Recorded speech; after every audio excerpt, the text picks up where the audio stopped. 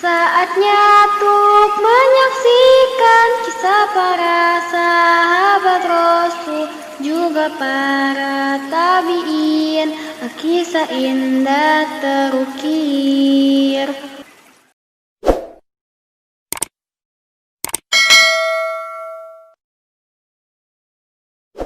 Kalau sudah jalannya begitu, ya sudah, jadi begitu. Oh, harus gitu ya? Gue nggak tahu. Assalamualaikum, sedekahnya Bu. Ibu ini kebiasaan. Nggak ada. Pergi. Baik Bu, baik. Ya Allah, Pak, tolong Pak. Sebentar ya, Bu. Anak saya belum makan. Alhamdulillah. Terima kasih ya Pak. Waalaikumsalam. Waalaikumsalam, Bu. Gimana sih? Mas Raffi. Iya, Bu. Jadi kasih tuh kebiasaan. Oh iya, baik Bu.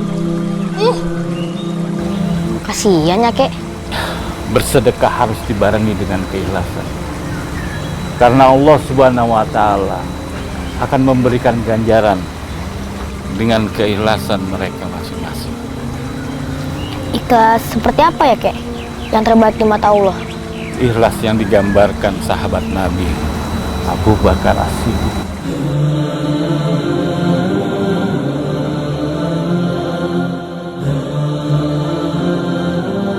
Abdullah bin Utsman atau Abu Bakar As-Siddiq telah lama bersahabat dengan Muhammad sebelum diangkat menjadi Rasul. Usianya lebih muda 2,5 tahun dari Muhammad. Mereka berdua dikenal sebagai pemuda yang berakhlak mulia. Kebiasaan mereka berdua suka merenung tentang pencipta kehidupan dunia dan alamnya. Ayahnya Abu Kuhafah dan ibunya Salma binti Sakar bin Amir telah mengenalkan Abu Bakar kecil bahwa berhala itu Tuhan. Hingga pada suatu ketika Abu Bakar berkata, "Wahai berhala, aku lapar dan haus. Berilah aku makanan dan minuman." Namun berhala itu diam saja. Abu Bakar pun berkata lagi, "Wahai berhala, berilah pakaian." Berhala itu pun tidak menjawab. Merasa jengkel, Abu Bakar melemparkan batu besar hingga mengenai wajah berhala tersebut. Semenjak itu, Abu Bakar suka mendatangi para penyembah berhala agar tidak menyembahnya, karena takkan memberikan manfaat apapun. Berarti sejak dulu sahabat Abu Bakar sudah kritis ya, Kek? Ya, memang sejak dulu, sejak muda, Rasulullah Shallallahu Alaihi Wasallam dan Abu Bakar tidak mengimani berhala. Sementara Muhammad lebih sering menyendiri ke Gua Hira, merenungkan keesaan Allah Subhanahu wa Ta'ala, hingga saat turunnya surat Al-Alaq ayat 1-5. Wahyu pertama yang mengangkat Muhammad menjadi Rasulullah. Abu Bakar pun mengimaninya dan bersahadat, Ashhadu an la ilaha illallah wa ashhadu anna Muhammadar Rasulullah. Aku bersaksi bahwa tiada Tuhan yang patut disembah selain Allah, dan aku bersaksi Muhammad adalah utusan Allah.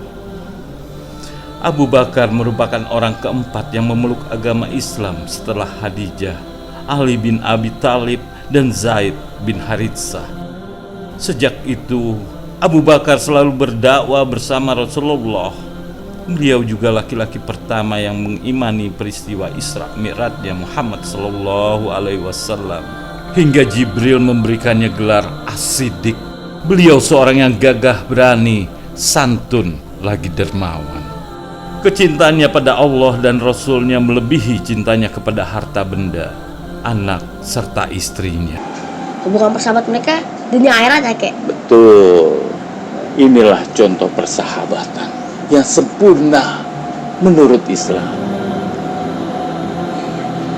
Ketika Rasulullah Shallallahu Alaihi Wasallam mengimbau untuk mengumpulkan bantuan di perang Tabuk, Abu Bakar As-Siddiq mengumpulkan semua harta benda yang ada di rumahnya, kemudian diserahkan pada Nabi Muhammad sallallahu alaihi wasallam. Ketika Rasulullah sallallahu alaihi wasallam bertanya, "Wahai Abu Bakar, apa yang kau tinggalkan di rumahmu?" Ia menjawab, "Keridhaan Allah subhanahu wa ta'ala dan Rasulnya lah yang ada di rumahku." Luar biasa. Abu Bakar As-Siddiq adalah khalifah atau kepala negara pertama setelah wafatnya Rasulullah sallallahu alaihi wasallam. Beliau diangkat secara aklamasi oleh para sahabat, dan beliau adalah satu di antara 10 sahabat Nabi yang dijamin masuk surga. Dalam sebuah hadis, Rasulullah sallallahu alaihi wasallam bersabda, "Tidak seorang pun yang telah berbuat baik kepadaku dan aku belum membalas kebaikannya, tetapi kebaikan Abu Bakar radhiyallahu an menjadi tanggung jawabku. Beliau tidak bisa membalasnya. Allah subhanahu wa ta'ala sendirilah yang akan membalas kebaikannya pada hari kiamat. Harta seseorang tidak memberikan manfaat bagiku sebanyak manfaat yang diberikan oleh Abu Bakar As-Siddiq." Ceritanya sedih sekali, kek. Iya. Ini memang kisah tauladan. Ketika sakit menjelang wafatnya Rasulullah Shallallahu Alaihi Wasallam, Abu Bakarlah yang ditunjuk Rasulullah sebagai imam dalam sholat. Hal ini merupakan salah satu isyarat bahwa kelak beliaulah yang akan menggantikan Rasulullah Shallallahu Alaihi Wasallam memimpin umat. Dengan semangat ukhuwah Islamiyah melalui musyawarah para kaum Muhajirin dan Ansar, mereka sepakat memilih Abu Bakar sebagai khalifah pertama dan memulai era Khulafaur Rasyidin. Kekhalifahannya berlangsung dari tahun 632 sampai 634 Masehi, tepatnya 2 tahun 5 bulan 11 hari, dan kepemimpinannya terkonsentrasi membangun persatuan umat untuk melanjutkan syiar Islam sepeninggalan Rasulullah Sallallahu Alaihi Wasallam. Abu Bakar As-Siddiq wafat pada Senin 23 Agustus 634 Masehi di usianya yang ke-63 tahun. Semoga Allah meridhoi dan memuliakan beliau. Di beningnya mata air, hidupkan terus mengalir, membanjiri pola fikir, Alkisah indah terukir. Banyak kisah yang bermakna di pesada dunia fana. Saatnya memetik hikmah, pasang mata dan